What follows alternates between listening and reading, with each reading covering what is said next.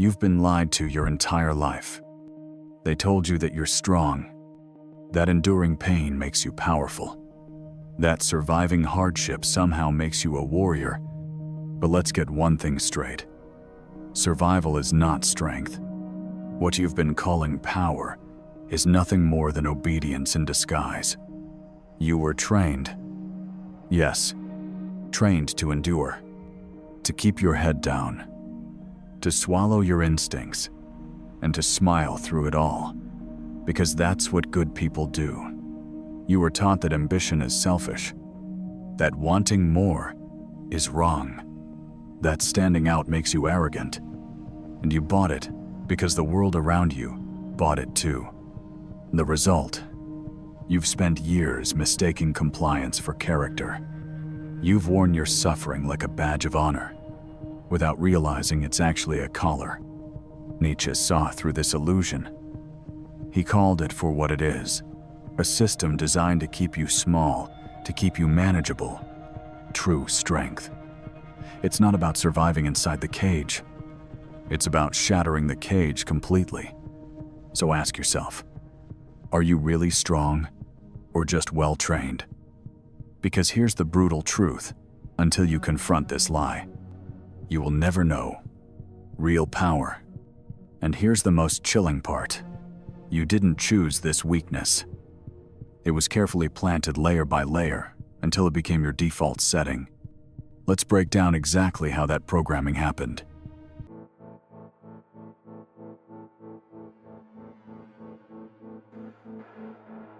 You didn't start out weak. No one does. You were born with firebolt, curious, ready to take on the world. But little by little, that fire was dimmed. At home, your parents, trying their best, told you things like, be a good boy, don't be too loud, be polite, don't be selfish. It sounded harmless. It felt normal. But what was really happening? You were learning to stay small. Every time you wanted to speak up, you were told to be quiet. Every time you pushed back, you were told to behave. Every time you aimed high, you heard, don't get your hopes up, don't be greedy. And because you loved your parents, you listened. Then came school. That's where the real training kicked in. You had to raise your hand to speak. Follow every rule, no matter how pointless. Memorize. Repeat. Obey.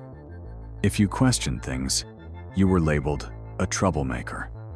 If you stood out too much, you were told to stop showing off. Soon, you learned the lesson. Fitting in is safer than standing out. Obeying is easier than fighting back. And just when you thought it was over, the media stepped in. Movies, television shows, even cartoons, all pushing one message. Celebrate the quiet.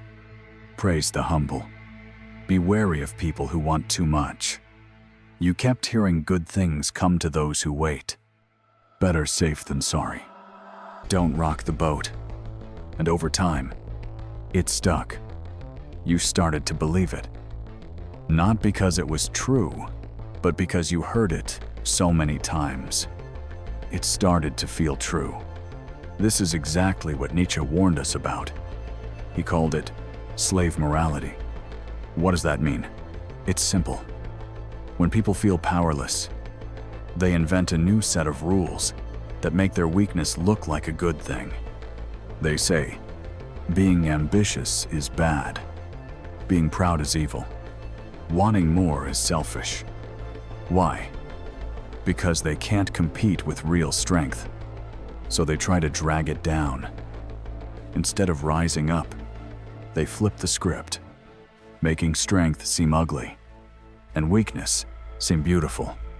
It's sneaky, and it works. How many times have you felt guilty for wanting success?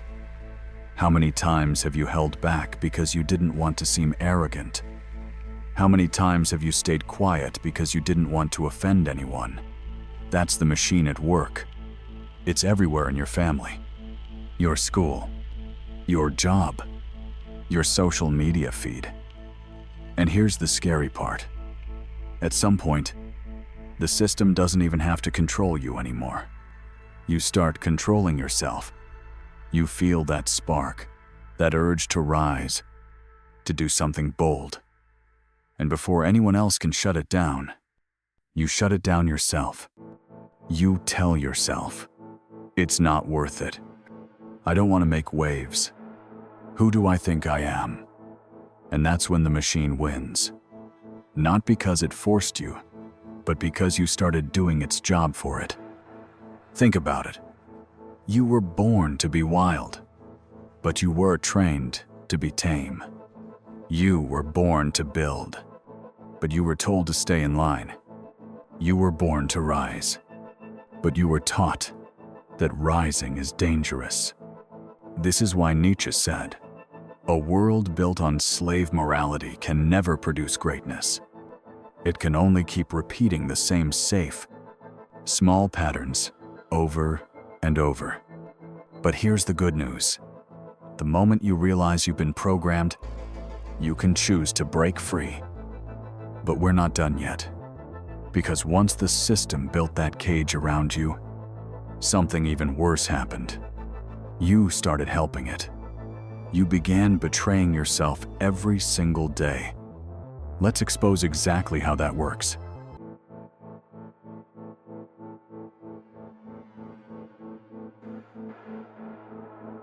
Let's get real. This is where it hurts the most.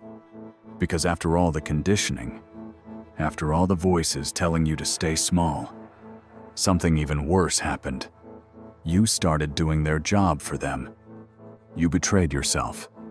At first, you felt the tension. Deep down, you knew you wanted more freedom, more success, more meaning. But instead of pushing through that feeling, you did what was easier. You buried it. You told yourself stories like, "I'm fine where I am. Not everyone is meant to rise. It's safer to keep my head down." And slowly, you started to believe it. You started clapping for your own cage.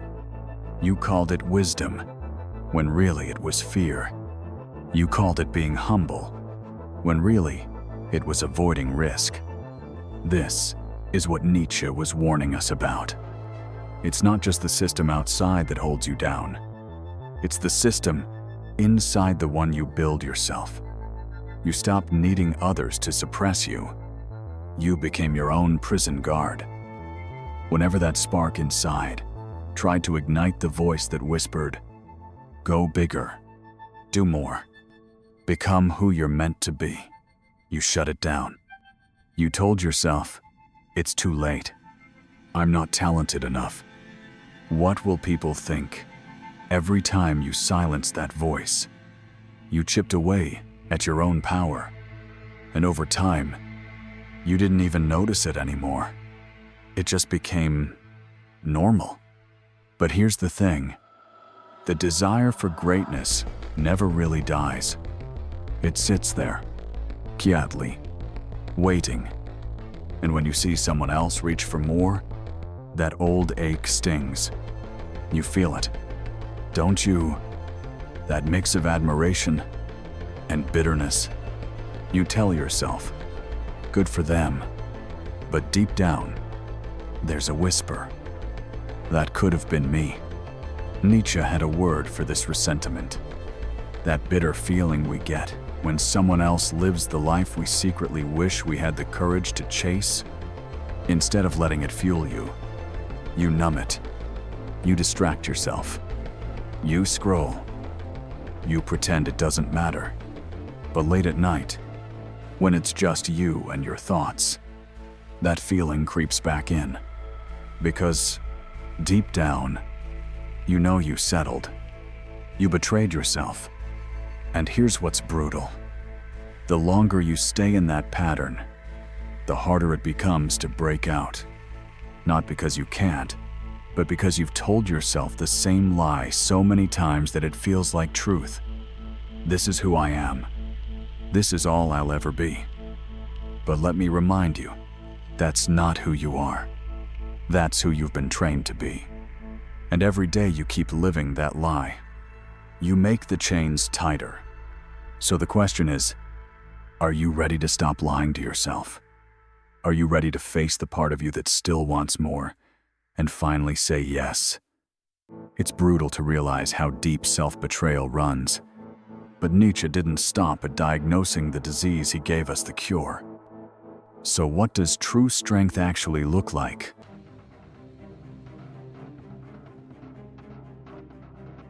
Let's strip away the noise. What is real strength? Most people think strength means power over others' status, dominance, control.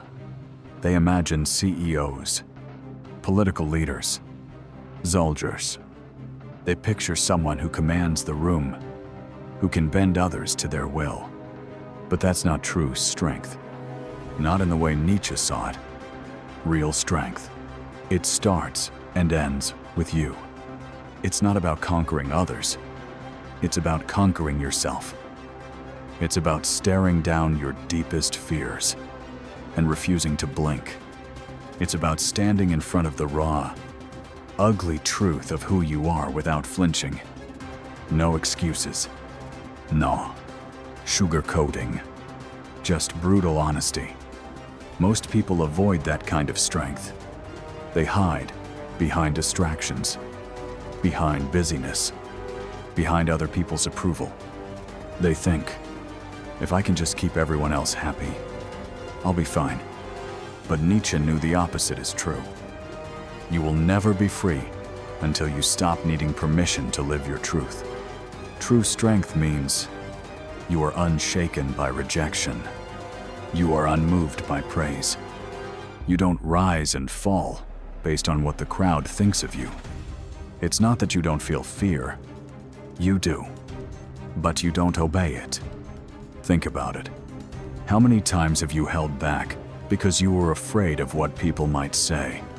How often have you watered down your dreams just to keep things comfortable? That's not strength. That's survival. And Nietzsche made it clear, survival alone is not enough.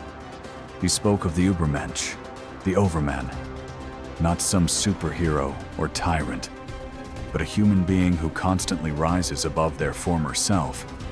Someone who refuses to stay stagnant. Someone who destroys their old limits again and again and again. The Übermensch doesn't seek control over others. They seek mastery over themselves. Their ego, their weaknesses, their blind spots. And here's the key. They don't wait for the world to change. They change themselves relentlessly. That's the real test. Not how well you dominate a room, but how well you dominate your own mind. Can you hold the line when everything feels uncertain? Can you keep moving forward when no one's cheering you on? Can you choose growth, even when it's painful and lonely? That's true strength. It's ironclad. It's untouchable. It's yours if you're willing to earn it. But here's what makes it so rare. It's quiet. It's invisible to the average eye. Most people won't even notice it because it's not flashy. It doesn't seek attention. But the people who have it, they change the entire energy of a room without saying a word. They command respect, not because they demand it, but because they embody it. And here's the kicker. When you step into that kind of strength, you become dangerous. Not because you're cruel, not because you seek to hurt, but because you no longer fit into the nice, tidy boxes society built for you. You become unpredictable, untamed, uncontrollable, and nothing scares the world more than a person who doesn't need its approval to thrive. But here's the twist. The moment you step into real strength, the battle doesn't end. It escalates. Because the world hates what it can't control. Here's why your power becomes a threat.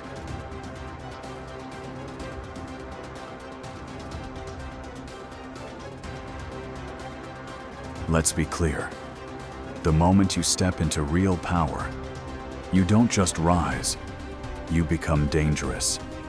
Not because you harm others, but because your very existence exposes them. It rips the mask off their comfort, their excuses, their fake sense of enough. When you rise, you become a mirror, a brutal reflection of everything they gave up on. And most people, they can't handle that. You start hearing things like, "You've changed. You're too intense. Don't be so obsessed."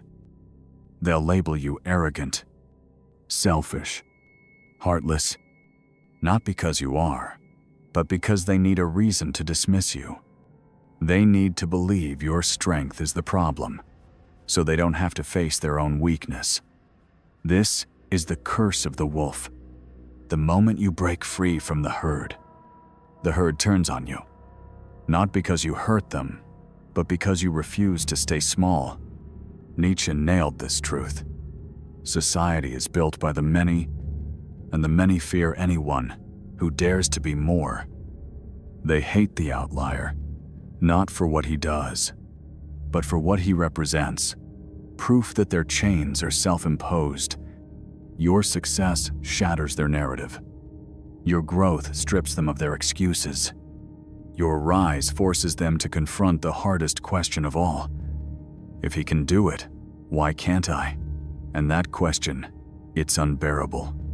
Because deep down, they know the answer. They could, but they won't. It's easier to stay safe, to stay small, to stay hidden behind the warm blanket of mediocrity. But you didn't accept that. You chose the harder path, the path of risk, rejection, and relentless self-mastery. And that makes you a threat, not to their safety, but to their ego. That's why they lash out, not always with fists, but with whispers, the snide comment, the backhanded compliment, the quiet withdrawal of support. They want to see you shrink. Because your power makes them uncomfortable. You've probably felt it. That shift when you started moving differently, thinking bigger, acting bolder, and suddenly, people who once cheered for you went silent, or worse, turned hostile. It's not personal. It's psychological. Your growth feels like an attack on everything they've settled for. And here's where most people break. They start to dim their own light, just to fit back in. They shrink, apologize, soften, trying to regain approval. But you can't. Not if you're serious about your transformation. You have to accept the wolf's curse.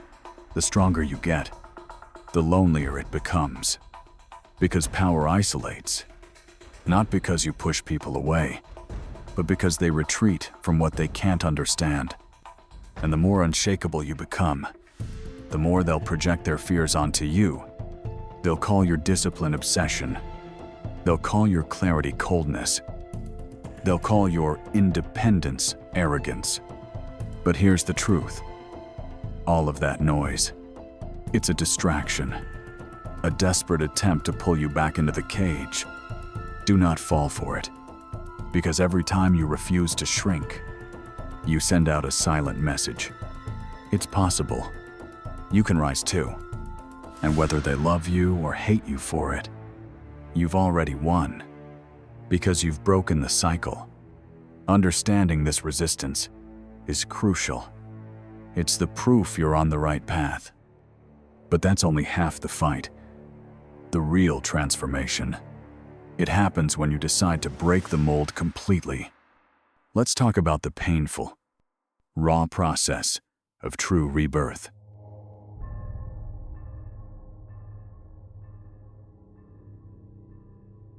Everyone loves the idea of transformation. We hear words like rebirth, and we picture something beautiful, a fresh start, a clean slate. But let's be real. True transformation, it's brutal. It's messy. It's painful as hell, because real rebirth requires death. Not your body, but your old self, the version of you that's been keeping you small, safe, and stuck. Nietzsche didn't sugarcoat this. He said if you want to rise, you have to destroy what's holding you down. Not once, not twice, but over and over again. It's not a one-time thing. It's a lifetime commitment to breaking yourself apart and rebuilding stronger. That means tearing down old beliefs. The lie that you're not good enough. The idea that playing small is wise. The myth that comfort equals happiness. It means facing your deepest fears. The fear of rejection. The fear of failure. The fear of being alone. And here's where most people quit, because they don't realize how lonely this road gets. When you choose to transform, you step away from the herd. And at first, it's isolating. Friends might not get it. Family might question you. Even you might start doubting yourself. Because change threatens the status quo, and nothing resists harder than the familiar. But this is the price of rebirth. You must walk through the fire alone. And in that fire, you'll be forced to confront everything. Your patterns, your insecurities, your deepest truths. You'll have moments where you want to give up, where you tell yourself it's too hard, too painful, too much. But those moments, that's where the magic happens. Because every time you push through, you kill a weaker version of yourself and make space for something greater. Nietzsche called this process self-overcoming. It's the essence of strength, not conquering others, but conquering yourself again and again. And here's the hardest part. It never ends. There's no finish line. No point where you say, I've made it. I'm done now. Because the moment you stop evolving, you start decaying. Life itself is constant transformation. And the strongest people, they embrace that. They don't fear change, they chase it. They understand that growth requires destruction. It's like a snake shedding its skin. If it doesn't, it dies. Same with you. The version of you that got here isn't strong enough to take you where you want to go next. It served its purpose, but now it has to go. And yes, it hurts. Letting go of old habits, old identities, even old dreams. It feels like ripping away a part of yourself. But what you're really doing is making room for something stronger, sharper, more aligned with who you truly are becoming. Think of it this way. Every version of yourself that you outgrow is proof that you're still alive, still moving, still fighting. Most people, they stay stuck in the same loop for years, the same excuses, the same patterns, the same comfort zone, and they wonder why nothing changes. But you, if you're willing to step into the fire, if you're ready to destroy to rebuild, you become unstoppable. Rebirth sounds powerful, but there's a truth most people run from. You can't be reborn unless something dies, and that something is the version of you that's been holding you back. Here's what that death looks like.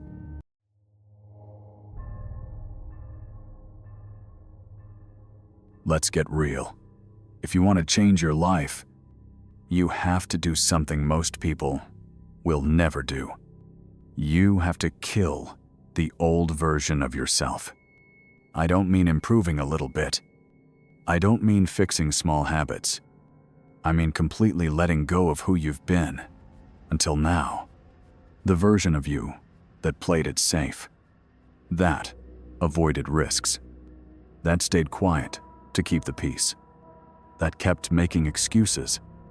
That version, it's holding you back.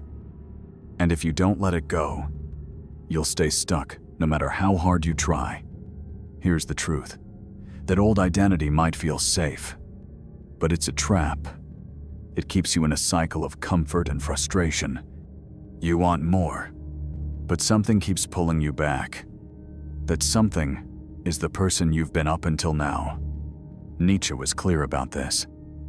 You can't truly grow unless you're willing to let go of the old you. Not just once, not just for a while. You have to keep breaking down and building up over and over. And yes, it's going to hurt. Why? Because the old you feels familiar. It's what you've known for years. It's tied to your relationships, your routines, even the way you see yourself. Walking away from that feels scary. It feels lonely. And sometimes, it feels wrong. You might hear people say, "You've changed. You're acting different." And they'll mean it as a warning, like you're doing something bad. But here's the truth. That's the goal. You should change. You should act different. Because staying the same, that's how you stay stuck. Real transformation isn't comfortable. It means stepping away from old habits, old mindsets, and yes, sometimes even old friendships that keep you locked in the past. It means looking in the mirror and admitting, what got me here isn't enough to take me where I want to go. And that's tough, because it feels like losing a part of yourself. But the reality is, you're not losing. You're making space for something better, stronger, more real. Think of it like shedding old skin. It's uncomfortable. It's messy. But it's the only way to grow. The hard part, no one can do it for you. No mentor. No friend. No video. It's on you. You have to make the decision to let go. You have to cut the ties. You have to step into the unknown, even when it feels terrifying. Most people won't. They'll get close to the edge, to feel the fear, and step back. They'll tell themselves, now's not the right time. I'll try again later.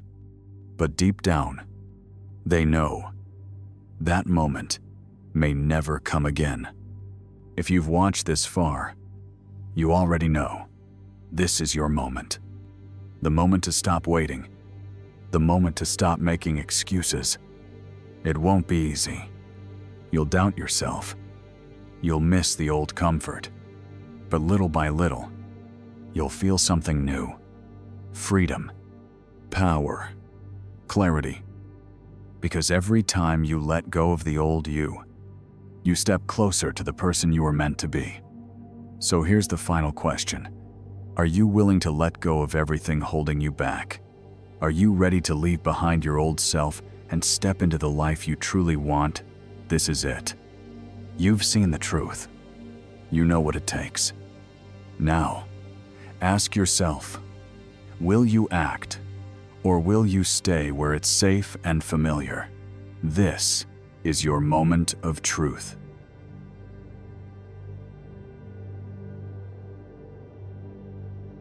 This is where everything comes down to one choice. You've seen the truth. You've felt the push. Now, the question is simple, but life-changing.